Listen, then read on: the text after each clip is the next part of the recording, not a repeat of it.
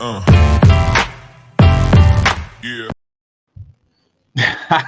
What's up? What's up?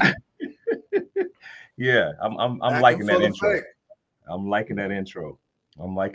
Man, I'm so doggone excited for tonight's guest. Absolutely. I don't think I've had the pleasure to meet this amazing couple we have on tonight, so definitely looking forward to it.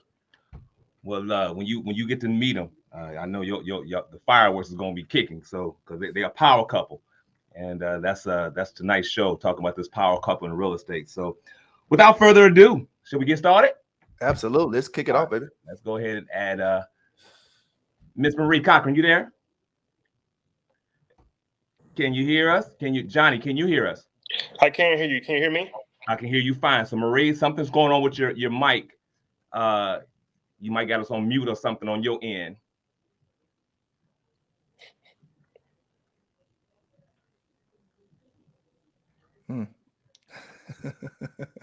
Little technical. Oh man, can you hear us? Okay. Yeah, Johnny, how you doing, man? Not bad, fellas. How y'all doing today?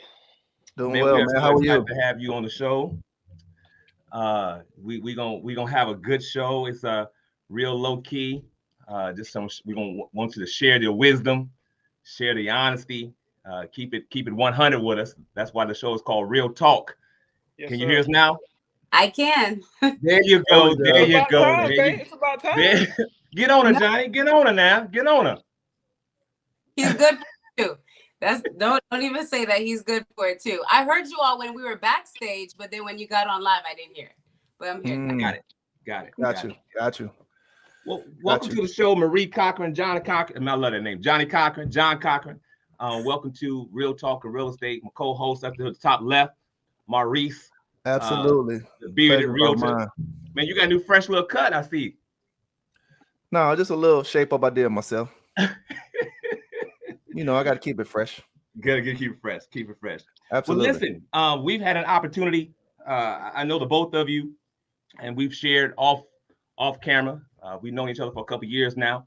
But go ahead and let the people know a little bit. Y'all can take over. Let the people know a little bit about who John Cochran and Marie Cochran is. Give us an aerial view of how we started and how we got into the game of real estate. Ladies first, babe. Okay. All right. So my name is Marie Cochran. I'm super excited to be here. Thank you so much for the opportunity. I think that holding a space like this is so important. I gather that this is for realtors to empower other real estate agents, brokers, those that are in the game. And I'm not sure if it's intentional that it's retire, right? But I know that real estate is a part of our retirement plan just because of how much we love it. It's literally part of our love story. My husband and I, we met on the internet on Black Planet at the time. Oh, wow. You took it way back. Way back. Yes, Black Planet. And it was because of real estate. Real estate was like the beginning. We were only 6 months apart. He's 6 months older than me. And I didn't meet anyone that was like of my peers that were really like-minded. I'm from Haiti, so my upbringing was very humble, I would say. My parents are missionaries. My father's a pastor. So I came back to the US. I was born here. We went to Haiti to start my mom's orphanage when I was about 12 years old, 12, 13. I came back to the US at 16 to finish school, but my focus was get a job, work, because I came back to this country grateful for electricity and cold milk. You know what I'm saying? At 16, where people were worried, where kids were worried about cars and whatever was going on for a 16-year-old, I was grateful for the opportunity that was in front of me. So I started as an entrepreneur at 17. I was in the beauty business, did many things. And when I met John, we were just on the same wavelength. Like we knew that we were here to build wealth, and he'll share more of his story in real estate, but we linked that way. He was in the military. I was like, not interested in military guys, but the conversations developed and, he said he's smooth, you know what I'm saying? Hey, I pulled you, didn't I? Good So stuff. it blossomed from there. Gotcha. Okay. So for me, I'm from a small little town in Georgia called Montezuma. 3 traffic lights. Basically, you got a railroad track in the middle between the have and the have-nots, and I was in the have-nots. But of course, growing up, you don't feel as if you don't feel as if you're lacking anything, because you got your friends, you got your family, and of course, you got God and providing everything in your life and all. But I just knew at 17 years old, I wanted more, right? Because I was torn between going for a baseball scholarship or joining the military. And at the time, I had my girlfriend at the time was pregnant, so I joined the military instead. Long story short, that didn't work out well between me and my girlfriend at the time. So, but when I got in the military, my mom called and told me that she had a letter in the mail saying that she needed to basically move out of the home that we were living in for like 17 years. Wow. Come to find out, that house was owned by the government. So we were living in a house for 17 years that was owned by the government, and it really did bother me. To which, when she told me that she had to move out and all, I wanted to immediately buy my own house to avoid, wasting all that money like she did, my mom and dad did for 17 years. To which, when I buy my own house, I don't have nobody telling me that I got to move out or something that I don't own. So when I met Marie, one of the first conversations we ever had was, do you want to invest in real estate? I want to be wealthy as far as building my wealth through real estate. I want to own houses. I want to own restaurants. At the time, my family owned a restaurant business in back in my hometown. So I wanted to basically, grow my business from real estate to entrepreneurship to restaurants. And when I talked to Marie, she was on the same thing that I was on as far as trying to figure out life together, trying to, invest in real estate and just growing our family from there. Gotcha. So when did y'all meet? I know you say you met on Black Planet, so it had to be a while ago. When was this? Hold on, guys. I'll be right back. Okay. 2014. No, sorry, 2004. Sorry, 2004. Yeah. Gotcha. Yeah. Okay. And then so tell us how the real estate journey started from there. Like, how did it go? You guys met 2004, and then how did the real estate journey take off? Go ahead, man.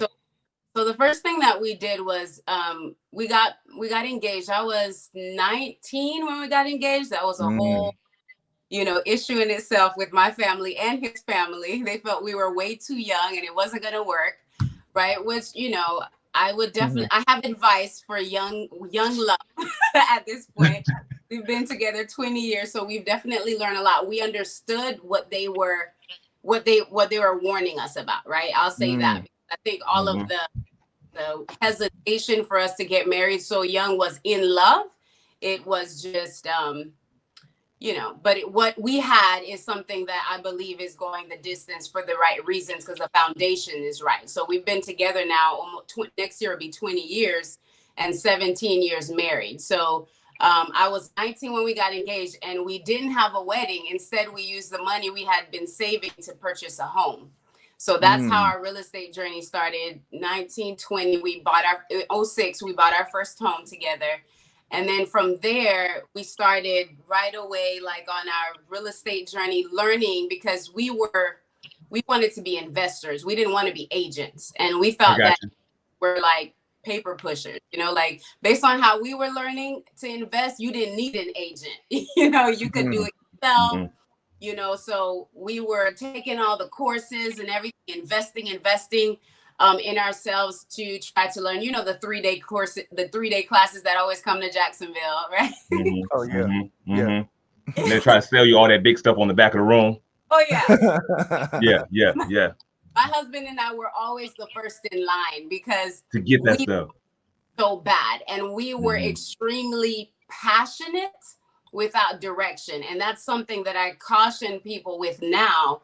And what we do as far as mentoring, like mentoring other real estate agents, mentoring real estate investors, young real estate investors, is a passion of ours, because a lot of times they'll invest in things like that. And that is your down payment money. That is your rehab money. So you invest and they suck up all your money, and then you're left not being able to do anything, right? So that's kind of how we got started investing in ourselves. But then we quickly learned creative financing. So from 2006, when we purchased our home, up until now, we've out of the 14 homes, I think 14 or 15 homes, I think 14 of them are creative financing. So we've always maximized creative financing. I started off as an entrepreneur in the beauty industry from 17 to 30 years old. That's what I did. My husband was in the military. Our very first house we financed. Was that the only one, babe? Only one. Well, the last two now. The last two now. Okay. Yeah, so we did that one, but then we did our entrepreneur thing, throughout the past 18 years together. And then we financed here this last one. But, so many lessons as an entrepreneur, as a business owner, and learning to do real estate. But it was a lot of creative financing, getting together with like-minded people who also had the vision and had the other piece of the puzzle that we didn't have, and then collaborating with them and making it happen. Gotcha. So really quick before you ask your question, Chris. So I wanted to know, so you guys started back in 06. So how did you guys make it through the crash in 08 and continue pushing on? Yeah. There we go. So if you know about the real estate market back then, that was probably the worst time to buy in the last 20 years. And we were one of those people who bought at the very high in a subdivision, very nice, but we bought the most expensive house in the neighborhood, which is, of course, as an investor, that's the worst thing to do. You want to basically the cheapest house in the best neighborhood to get your best bang for your buck, so to say. So from that house there, of course, we basically had to refinance down the line because of the fact that we were paying so much for interest, for our monthly payment, to which that house actually we had to lose that house actually. Only house we ever lost was that house right there because of the fact how we purchased that house so bad for so long. To which we were upside down for several years because we bought it the wrong time. So that was our very first house, and it was a horrible deal, and probably our worst deal that we ever had. Gotcha. Wow. So it seems to me that you have more of an investor, entrepreneur type mindset. How did you go from that to transition into let's be an agent? Right. How did that transition happen? Yeah. So I have a dear friend. She's passed away now.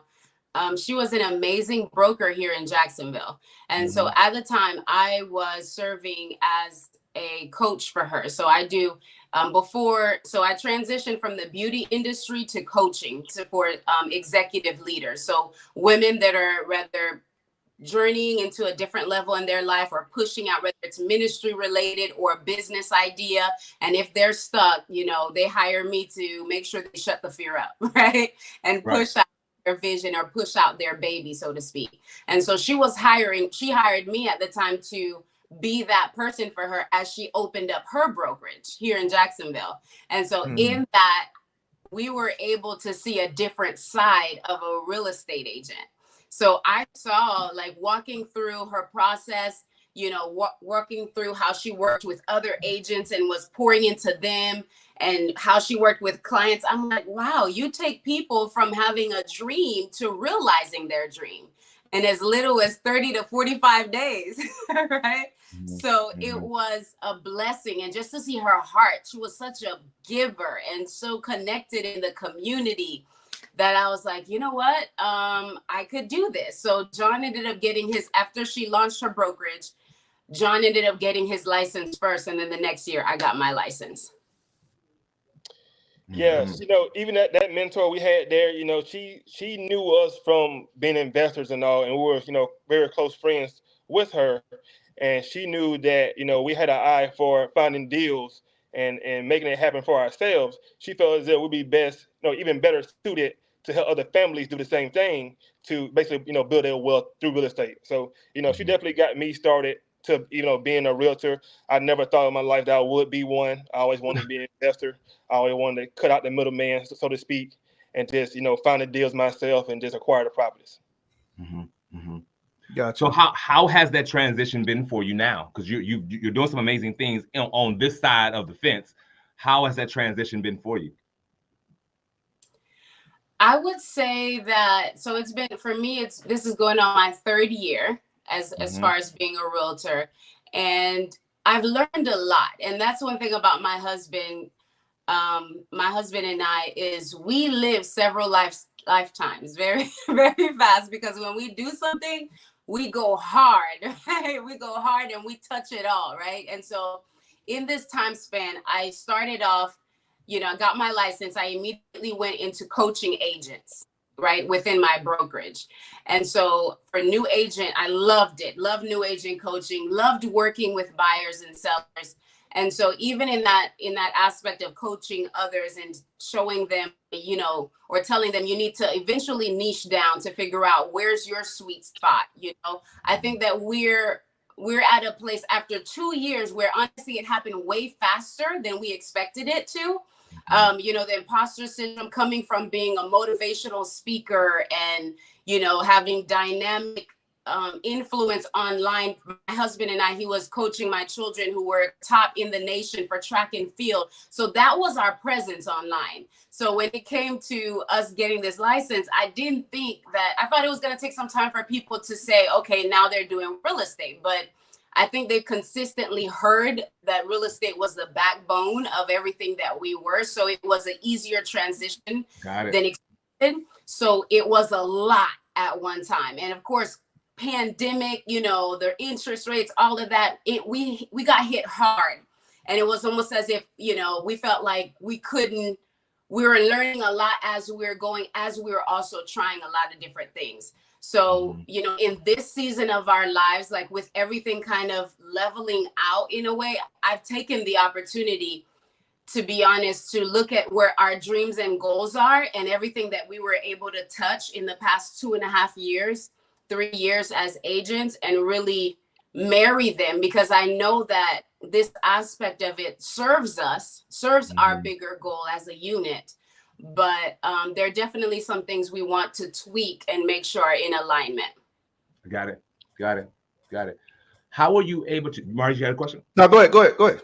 So how are you able to navigate? Because one of the things you talked about was that imposter syndrome, and that's a mental state of being. How are you able to navigate around that and still, as you call it, shut that fear up, so therefore you can embark and become a successful agent? What were some of the things that you had to put in place? I think go ahead. You go first. I would say for me, right, I know what I bring to the table for helping families, but also I want to always have my own fruit, because fruit doesn't lie, right? So when they say, what have you done, I can show you or tell you what I've done. I can, show the numbers of what I did as far as, being an investor and all. So when it comes to being a fake or that imposter syndrome, I knew what I've already done for myself, my own family. So, and of course, portraying that you don't want to seem as if, you're arrogant or cocky, but when you have your own success, it's always speak for itself, right?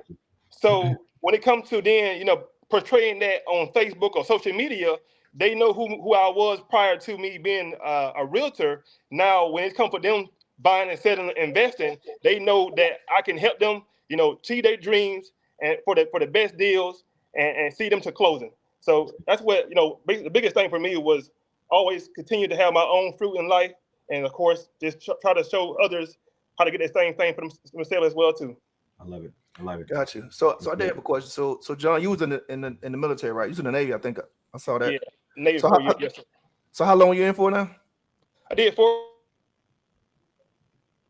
or so, and then from there, a realtor. Got you. Okay.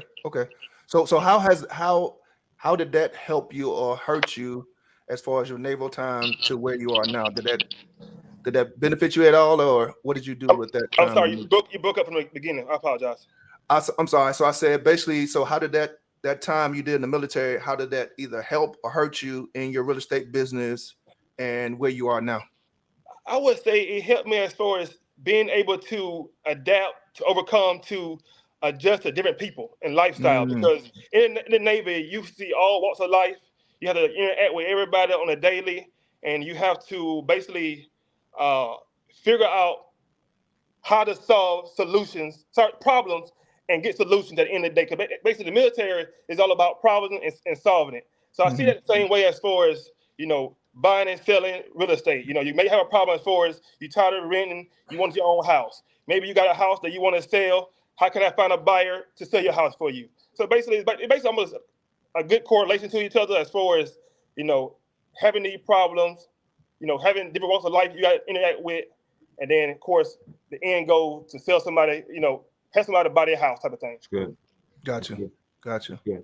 Gotcha. Now I know the last question was for that. How did you shut the fear up, Maria? Were you going to engage in that conversation? Okay. Yeah. One of the beautiful things about working together with my husband is there's always the male perspective and the female perspective. And one of the things that I find with especially women in real estate is that the imposter syndrome affects us a little differently, right? Like, we want to prove ourselves, and we're raised like that. There's a book by Brene Brown called it's all about vulnerability. I can't think of the title of it right now, but it talks about how we're women, we're raised to kind of get all our stuff in order first to make sure that we're ready to show up. But ultimately for me, it goes back to a quote that says that reads, "What if I fail?" And the other part and the answer to that, it says, "But honey, what if you soar?" Right? And so when I came into this, even though people were coming, I refused to allow the imposter syndrome to shut me down or shut me up, right? Because I wanted to see if that was on the other side, right? Like that's the idea, is that it's possible, but the only way we're going to know is if we try and give it our best. So that's always how, like shut the fear up. So my coaching platform is Relentless Winning Mindset, and it's looking at the win part of it. Like even with us getting married early in age, it was like people had their negative, but what if we make it? You see what I'm saying? So putting in the work on that side of things and putting your energy towards what you want is what really helped us. So gotcha. You focus more on the what if we win as opposed to what if we lose. So 100%. Right, 100%. That's good gotcha. stuff. Good. So quick question on that. So I want to dig a little deeper on that. So I know you guys work together hand in hand. So what different approaches do you see from a man's perspective and a woman's perspective when they're approaching real estate? What are the differences that you notice since you guys work together on a daily basis? Yeah, that's good. A good question. John is not you can criticize me, babe, but John is not as patient as I am. So, and it may be my background as a coach, right? And so my degree in Christian psychotherapy. So I like to ask questions. I like to, dig in. And there's a lot of fear, especially now, like more than ever. And right? Females, most times though, right? But we've had a couple gentlemen too, John. We had a couple gentlemen where I was up, like talking them off the ledge several times. Right. Yeah, you're right. But it's, people are just in their head. There's so much, like, as far as buying and purchasing real estate or selling or investing, period, there's so much information, so much misinformation. And I wouldn't even say it's misinformation. I think it's so many options. There's so many ways to do it. And a lot of times people want the formula, and it's not necessary. Like, it has to be customized to your lifestyle, to what you're doing. So there's not one way to do this, right? We have to listen first, and then as professionals, we can say, okay, here are the best options for you based on your situation. So because of all the misinformation and fear, and all of that going on, people are scared. So I'll take a little bit more time. I'll take more time and work through that with them to kind of get them in a position of confidence, because my mindset is that we want you to buy more than one. We want your experience. We want you to understand, to be educated. Like Team Cochran Group, it's educate, empower, and encourage. That's the 3 E's that we have in our business, because we want to educate you so that you want to do this again, not one time and it was such a blur that you don't do it again. This is how we choose to build wealth, generational wealth, and we know that most millionaires use real estate. So the more people that we can educate on how to do that, then we're ultimately serving the purpose that we feel we're in this position to do. Mm-hmm. So that's from the female's perspective. So you feel like you want to take more of a longer approach to try to figure out their mindset of why they're doing what they're doing. But Johnny, how are you? What is yours? What's your? And then how do we merge these two? How How do you guys merge those two? So when it comes to helping males out, a lot of males who we serve, you know, they want to leave a legacy for their children, right? They want to be that first individual in their family to buy a home, to invest in real estate, and they want to leave something for their children. So when it comes to working with customers like that, those male customers like that, it's easy for me to, you know, bond and judge with each other because of the fact that I'm doing the same thing for my own. I mean, my mom bought her house based on when I was in the military, but, you know, the simple fact that I gave her the money for closing costs and all. So when it comes to me not helping other males, I can easily sympathize and relate to what they're trying to achieve.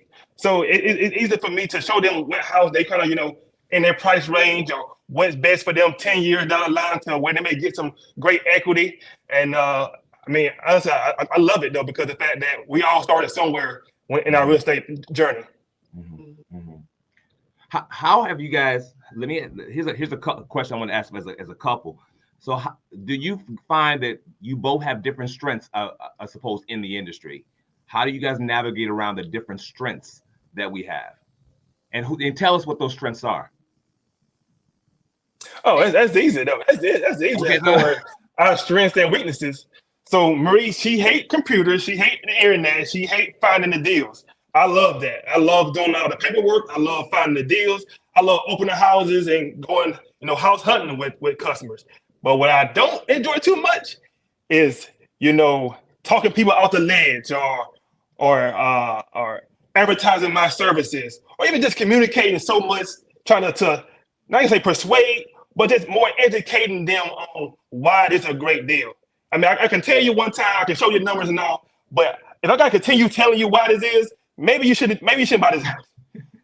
But then Marie don't mind continue talking. I ain't about that life. I ain't about to, you know what I'm saying, beat a dead horse. Either you want it or you don't want it. Right. That's just me. Gotcha. Marie? So yes, that's exactly where we fall. I was laughing because I was thinking recently we went to do a content day with a group of real estate agents that we're connected to.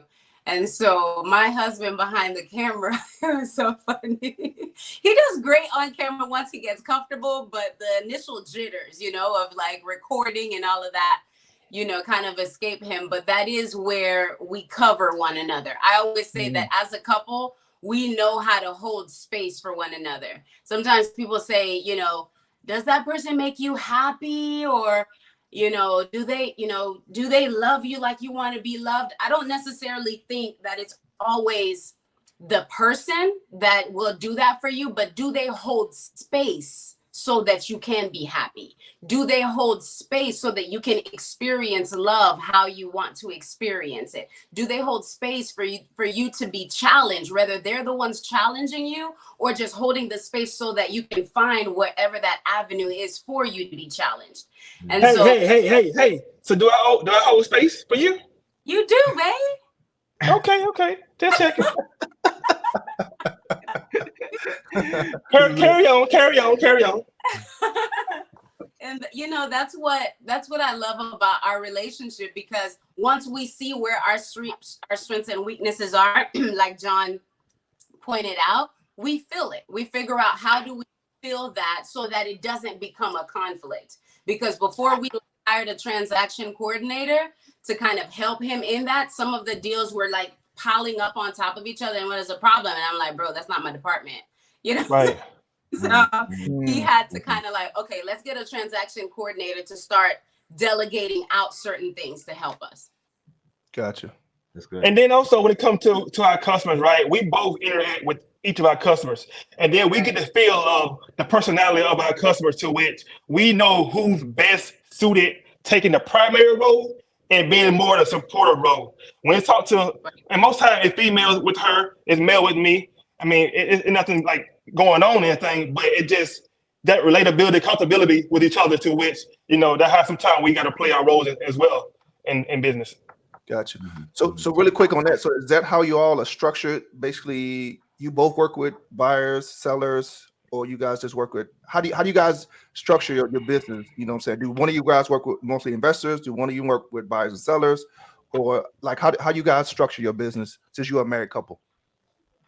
It's really based on relationship. Like he said, like we'll have sellers that, you know, some of them, so on our social media platform, that was like the main lead source. You know, that is the main lead source for our business. So it depends on who DMs who in a way. So, and what we'll do is we do discovery calls together. So the discovery call is where we both get on the line. We share a little bit about who we are, our story. We get what they're looking for, their story. And then from there, we go into, if they're a buyer, then we go into kind of making sure we connect them with our team to get them pre-approved, all that. You know, so we bring in the rest of our team in on the deal, but whoever that person draws to is who they, and so sometimes we'll have late night owls. So some people that are up late, that's going to be John, right? If you're up late asking questions, that's John. I'm like nodding at 8:30, 9 o'clock, you know what I'm saying? But if you're early morning, if you're an early riser, that's me all day long. You're going to call me because I'm up, 4 or 5 o'clock in the morning. So that's just kind of, we just let it flow organically, really, as far as who leads on that. They know they have both of us. We exchange information for both, but it's always who leads, and then we support each other with that client. Gotcha. Okay. Good. Now, you guys, if I'm not mistaken, you guys say you've been doing agency work for 3 years. You've been an agent for 3 years? Yes. For me, going on 4 years now. It's 4 years for me. 4 years. Okay. So let's go back. Let's say we go back in time and you had to tell your then 3 and 4 year John and Marie Cochran, what have you learned today that you wish that you can go back and tell that person, hey, this is what's going on? What would that be? For me, I would definitely go even harder on content of through the whole process with my clients, and of course, showing broadcasting what's going on in my life as well too, because people want to see what you're doing. They want to see what you're doing because then they get to know you, learn you, and then they want to see whether or not they want to work with you. And I did a good job, always posting this and that, but I really didn't tap in or take the advantage of a lot with like YouTube, basically showing the day in life of what we going on as far as the day in life with our customers, and just showing more content about the whole process of from start to the end of the whole business. So I would tell my younger self to continue showing more, displaying more on social media of what you're doing. Good. I would say organize yourself. You have to decide if this is going to be a hustle for you or if this is a career, because it can be, right? Like, and not enough real estate agents really take this on as a career, like for them to be career agents.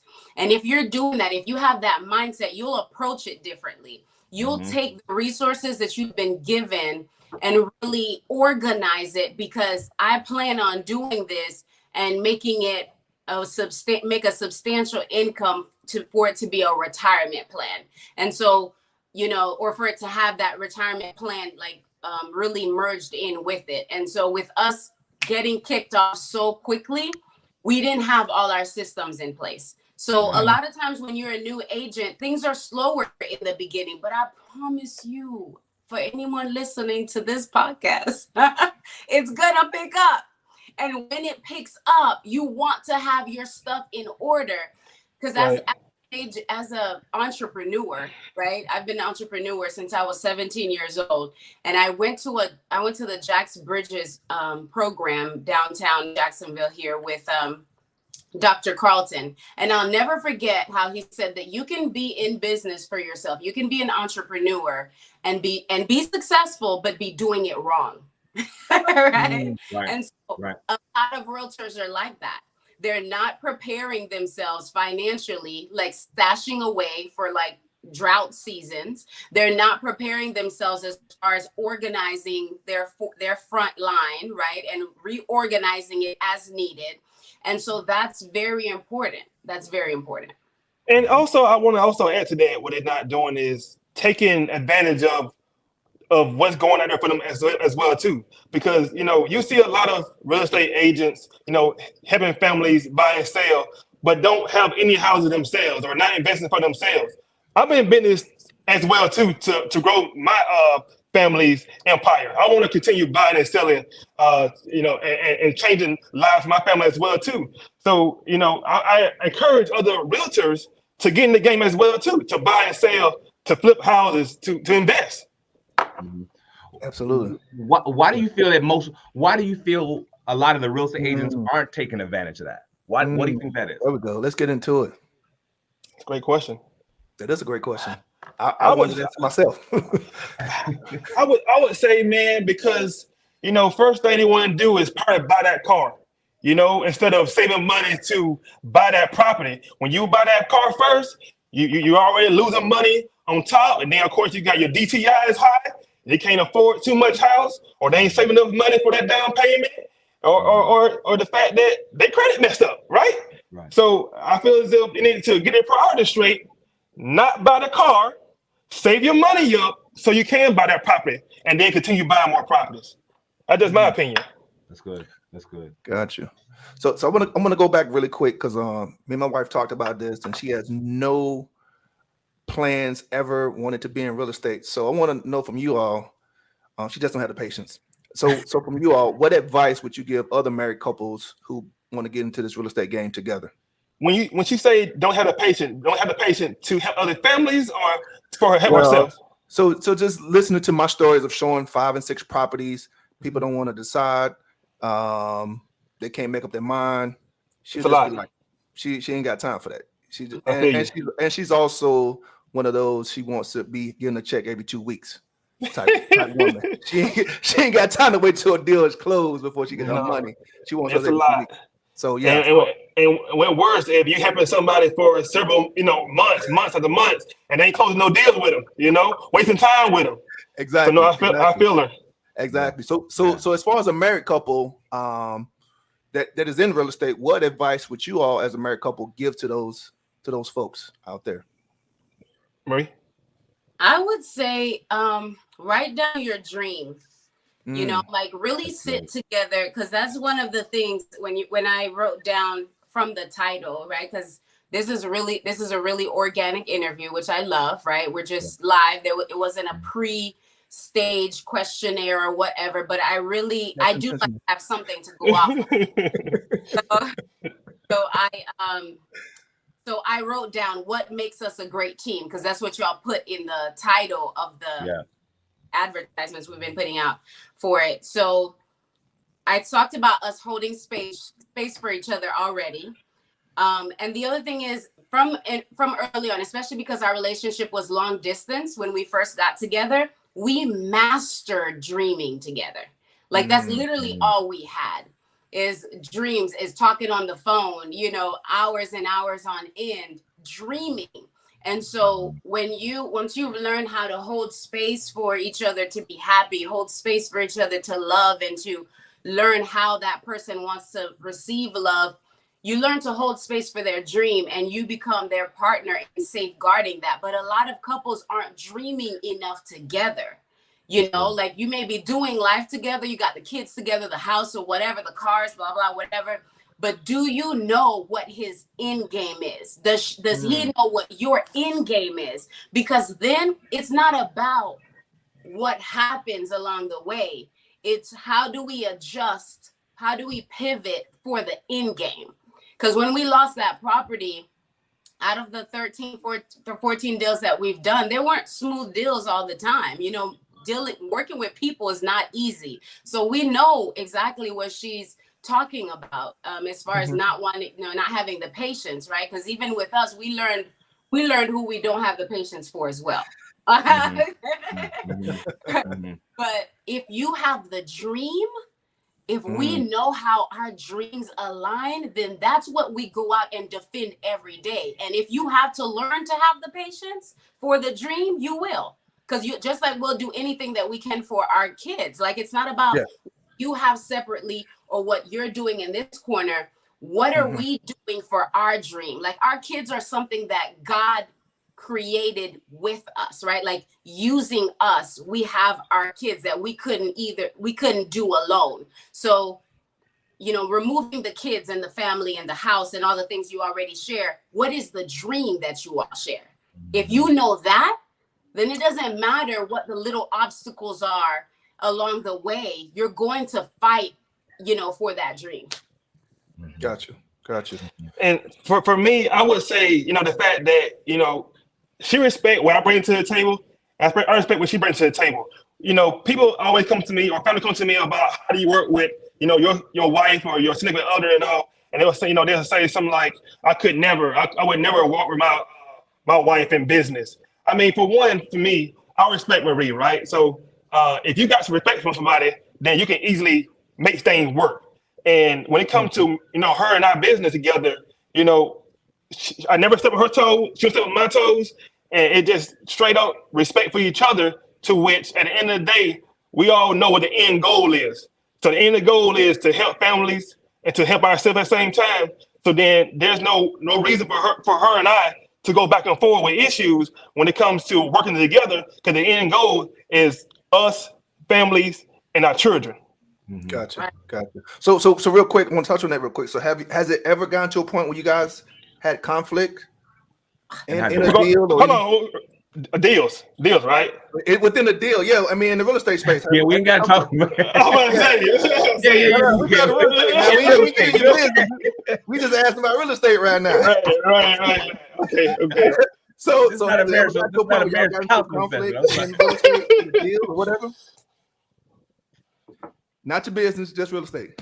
Yeah. If some conflict happened in the structure of a real estate transaction or as an agent, give us that conflict and how do we resolve it?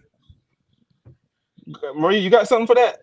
Yeah. So what I'm thinking of is deals where when it comes to negotiating. So John and I have different styles in negotiating on the behalf of, right?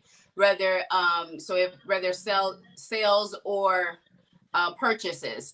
And so our styles are different. And when that conflicts, again, we go back to the goal. The goal is getting that individual in the house. Like listen, what I was going to say at first is you need to listen to our Shut the Fear Up podcast, because we constantly argue. Okay, my husband, we're not a great fit for each other. Okay, God made this fit because we are oil and water, you know, like in so many ways. However, even in argument, the end goal is to win. So the purpose of the argument, because we're both passionate, so I can get loud. I'm Haitian, you know, on top of that. So I can get extremely loud and passionate in we call it heated debates, right? So, but the point is that at the end of the day, we need the win. The win is the focus. Like I tell couples this, that when you're like I'm not great with sports talk, but with basketball, a lot of times what happens is, you know, you have the teams, right? And couples will have opponents. They'll act as if the husband is on one side and the wife is on the other side, and they're tossing the ball back and forth. But what it should be is that you both are on the same team, and the ball is what you're trying to get into score. So we're not opposed to each other. I did that good. You got it right. Good job. You got it right. So because of that, if you change the way you're looking at things, right? Then at the end of the day, we get to the mark. And so that's what it is. And whoever it is that has relationship, like I may say, hey, I wouldn't negotiate it that way. Or, you know, you take this on, and then we still have each other's back though, because whatever that person's idea was, if it didn't go through, again, the end goal is to close, right? So we still have each other's back. So we're not going to like, oh, well, I told you, so I'm going to watch you fall, you know, crash and burn. We still have that mindset that we want them to win at the end of the day. And I would say the bigger issue may come upon is, you know, with buying customers, as far as maybe the offer, right? Because of course we want to save our buyers, you know, money, but of course also you want to get that buyer that house they truly want it. So sometimes that, you know, depending on who the other agent is on the other side, you know, how they coming off as far as, you know, in particulars? Do that person really want to sell the house for that person, for that sale price, or do you feel as though there's some wiggle room to maybe, I can say low ball, but shoot lower than what they're asking for? So, when it comes to those situations, Marie has different ways of doing it than I do. And basically from there, I just let her have it, Ain't no point in me going back and forth with her. I just let her do it. Got it. I heard you say a couple times, the both of you mentioned your faith. And how has your faith helped you and navigate around this industry? How intricate has that faith been for you? So it has been key for us. And one thing that I'll share is that it was different in the beginning. My husband, he didn't grow up in church. I'm a pastor's daughter, so it was like in the church 8 days a week. Okay. Wow. So very different experience for both of us, which is part of how we're so different. And I had to learn very early on to respect where he was and meet him where he was in the relationship and allow him to have his journey. But for me, I can say that Christ has been my anchor through this, I will. Sometimes I'll go away because I see the shiny objects and I see how I could take off and do this. But God always has a way of bringing me back.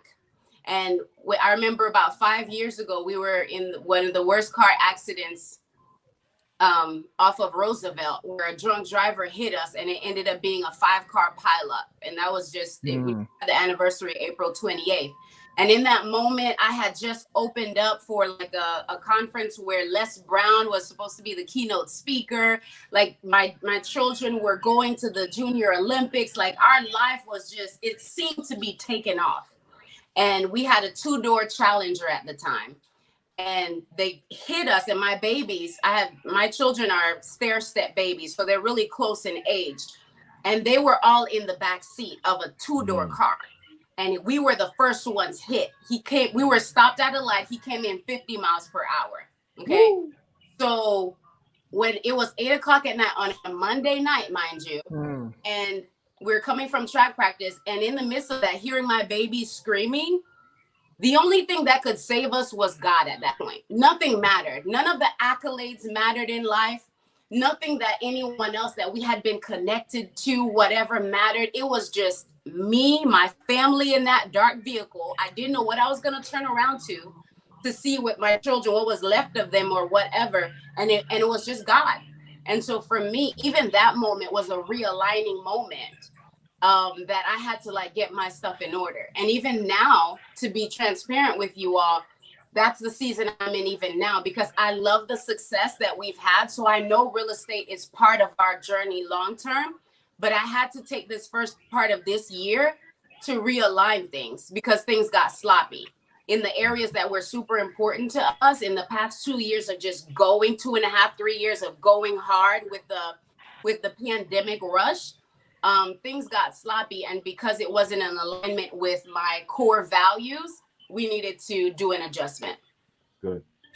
And for me and God, right? So I've been through a lot, right? Of course, I did in the military, from being a police officer to having to shoot and kill somebody, talk a man down from the bridge.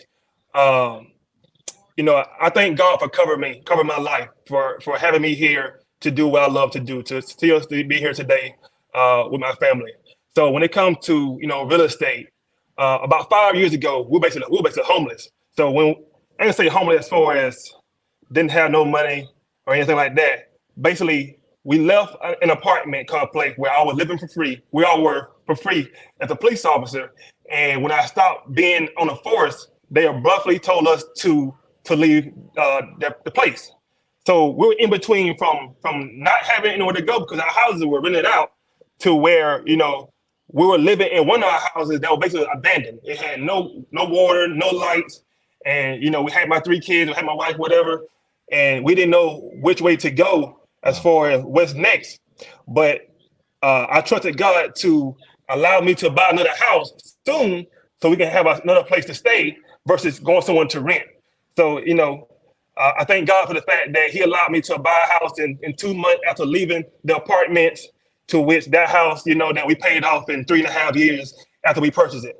So, just for the fact that, I didn't know where to turn after I left the police force, to which he allowed me to buy another house immediately.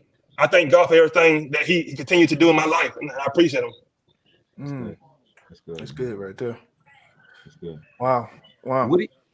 Go ahead. What do you think? We can talk all day about that one, but I know the show not that, so we're gonna go to something else and keep it lighter. What do you think most agents fail at when it comes to this real estate industry? What do you think the number one thing is that they fail at in this industry? Well, you can give us two, because it's more than one. Yeah, it is. Yeah, give us at least two. I would say one, marketing services. People are, I ain't gonna say shy or reluctant to say they're a realtor, to show what they're doing in business, or even showing that they're here to help. Nobody knows you there as a realtor if you don't showcase or talk about your services, what you do for them, what you can do for them. So I feel as if that's probably like one of the biggest things is not throwing yourself out there, being vulnerable, saying that, hey, I'm here, I'm a realtor, I'm here to help you. Let me serve you in your dreams of buying and selling in real estate. Yeah. So they usually playing secret agent. Yeah, you can't do it. You can't do that. Right? Y'all guys know it.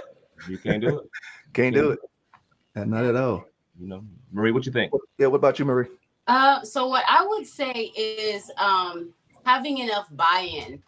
Like, you have to sell yourself first before you'll ever sell anyone else, and so I'm huge on, there's a book that I absolutely love, 2 books. So Sold, the book Sold, it's a real estate book. I just shared it. I think it's Green. His last name's Green. A red book for real estate agents. That's a very good book, because it's simple, easy to read, and it gives you a blueprint of what you do like a life of a real estate agent, what you need to have in order, to kind of build your business. But it'll always go back to the dream for me.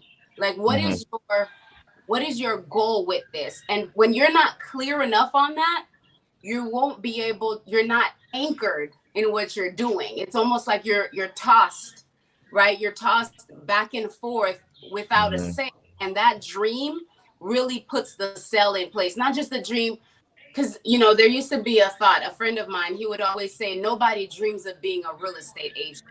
We have a dream of being financially free. Like, it's the lifestyle of a real estate agent that we like. You see what I'm saying? So that's good.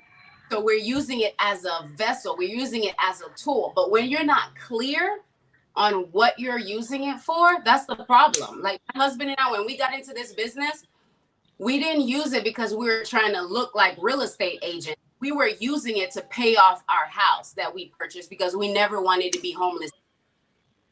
Right? We never wanted to be in a situation. And this was finally the house, the dream of an investor, where you buy the worst house in the best neighborhood.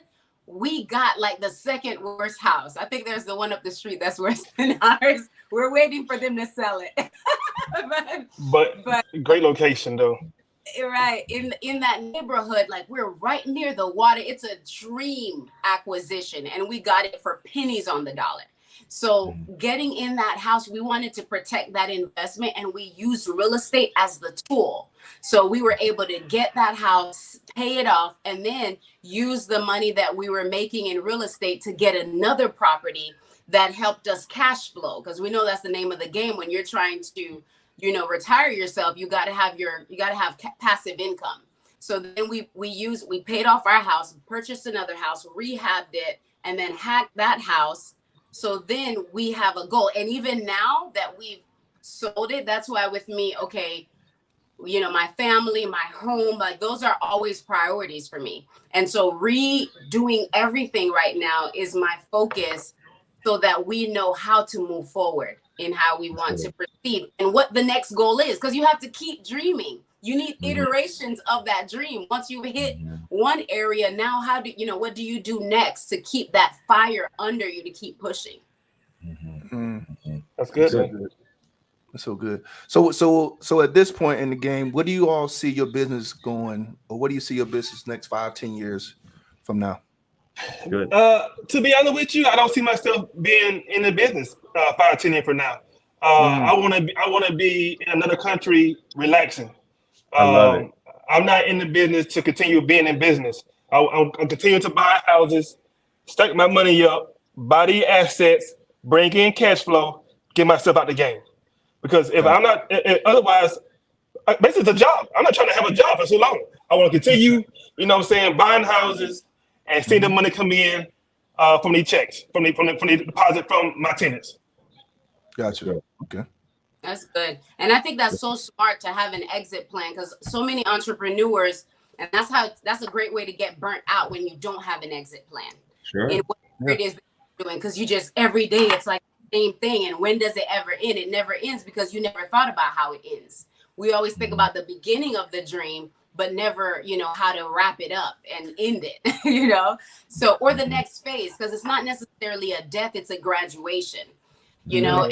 Yeah. Me, I think my sweet spot, if I'm being like 100%, you know, letting y'all into my heart, is I would love to get into a level of coaching in real estate, and not necessarily be opening up doors, because like John says, he opens up the doors, you know, like my children know how to work super key boxes better than me. Okay. Like I'm the communicator. Right? Oh my goodness. How to work better than me. But my heart, because I've been an entrepreneur for a very long time, and real estate was the first opportunity that I felt had every element in it to serve you and give you a great kickoff to whatever it is you really want to do in life. If it's done right, you can make so much money, right? And really invest in things that you're really passionate about, but we're not taught how to do it right. You know, like there still is as much real estate coaches and things that are out there. There still is a gap. There's still a necessity for us to be taught how to do it in a way where we're leading our lives. And that's my passion. I love teaching. It's almost like those coaches are training you to be a successful agent, but not how to create wealth for yourself and your family. And I think that's the difference. That's good. That's good. Very good. Yeah. Wow. So, you got a question? Go ahead. No, go ahead. I was just gonna say, I mean, that's the big key. I mean, a lot of agents don't see the exit strategy. They always just continue to be on that rat race and continue selling properties, because it's crazy. Because I think like you do, John. I'm like, man, I ain't doing this forever. I got another 5-10 years. Go ahead. No, for real though, like the money is great. Don't get it twisted, right? The check's fat and nice. But I enjoy, like my house we just bought last, right? Say for example, our house is $1,450 a month for mortgage, but we're bringing in $2,900 because we hacking the house out. Why not continue buying houses and continue hacking the houses out and then bringing in more money for yourself? So that's my whole thing. I want to continue buying houses, hacking the house out, and paying these mortgages off. And after a while, the whole $2,900 and more from different houses all go into my account. Because one day I want to keep my feet up. I want to have me a nice drink and be worried about nothing else. I love it. That's my dream. In another country. What country? Costa Rica, Ecuador, Thailand, doesn't matter. Anywhere but United States. I love it. So listen, I got one more, Maurice. Go ahead. Over time. We take the both of y'all, and let's say we do real estate, and we drop y'all in the country. You don't know nobody. You don't know nobody. What's the first thing y'all gonna do when y'all get there in real estate? John? I'm gonna go towards where the water at. I'm gonna go where the water at, because then I know more than likely that those are the best value houses over there. I'm gonna try to find me a distressed homeowner, somebody who behind their mortgage, you know, maybe got the death of their family, somebody who don't want the property, somebody who just want to get rid of it. I'm trying to get it from them. I'm trying to figure out how can I acquire that property from them. I'm trying to figure out how can I put some money in your pocket right now so you give me that deed to that property so you can go ahead and leave. So then I can come up on that asset in another country and now it's mine. That's what I would do. Got it. So for me, as an agent right now, so assuming that I'm still in this position, right? I would join a church. I would join a women's group, a networking group, and I would. We ain't doing all that, man. We ain't doing all that. I'm trying to get my asset. No. We ain't, no, bro. Get your property, bro. Listen, Linda. Okay, we're not. You made it this whole time, Bear, with no arguments. With our new friends here. So listen. But just like getting an airplane, you got to put your options and demands on yourself first. You don't want to try to help no other families out. Help yourself by acquiring your property. And now you ain't worried about nobody else right now. And you want to sell you another house, then you can do that. Otherwise, just relax because you got your own house. That's just me, though. Go ahead. Okay, go ahead. Right. So with that, those are where I'm going to build the relationships to find that, because the problem with his idea, right, the hole in my husband's idea, that's why he has me, is that he needs to, you want a continual pipeline. You can go and find the one distressed owner, but then, you know what I'm saying, who's going, like, okay, you find your house, you find the one, but you need more than one. So if I join the community, and I serve the one within that community, then the rest will come and it will keep the pipeline. Like my husband, he is the lazy boy. He had literally his last book was The Armchair Millionaire, right, babe? Yep. The Armchair Millionaire. So it's about how do you build, how do you get to millionaire status sitting in your lazy boy, right? I'm not that person. I'm the one up early in the morning. If you ask me, what am I doing today? I tell you, I'm going to be great. You know what I'm saying? Like, I want to do something. I want to connect. I want to grow. So however that opportunity presents, it's going to be in community. It's best to start with community. So that's where I go first to, getting to know people in the community and connecting with them on values, based on values and things that I'm already drawn to, so that we can grow together from there. Gotcha. So give us some final thoughts. Like we talk mostly agents. Any final thoughts to agents? Any words of wisdom or anything like that from you? For me, I would say write out your dreams and goals of what you want to do in your life. Where do you want to see yourself in the next 10 years? Do you want to, continue on a rat race of, hustling, trying to find that next deal? Do you want to continue to, buy, sell, and invest? Or do you want to, like Marie said, find that exit strategy for yourself in life? Do you want to, find that armchair and then kick your feet up somewhere you want to be at? If so, then, stack your own money up, stack your own coins up, and find your way to get a rat race. For me, it's buying assets, acquiring properties, cash flow, and having more cash flow than I have debt or expenses each month. So I always continue to about people to leave those liabilities alone, acquire assets, and get your money up. That's just me though. Awesome. You, Marie? I would say decide, writing things out is great. Writing the goals and dreams, I'm all about that. But to piggyback on what he said, decide. And there are 5 points I'll give you from my, I have a John Maxwell Leadership Bible. And there's excerpts in it that talk about the 5 things that you consider when making a decision.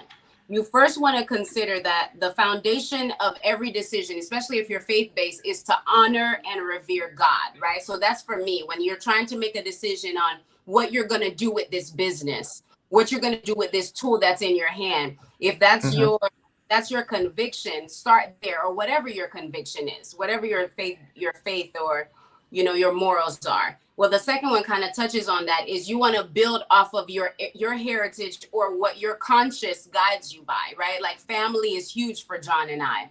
So that's going to be after honoring and revering God, we want to be, our family is everything for us, making sure that we go the distance and life doesn't tear us apart protecting that is huge, and building wealth. That's a part of our core values and the things that drive us. So get that in order as well.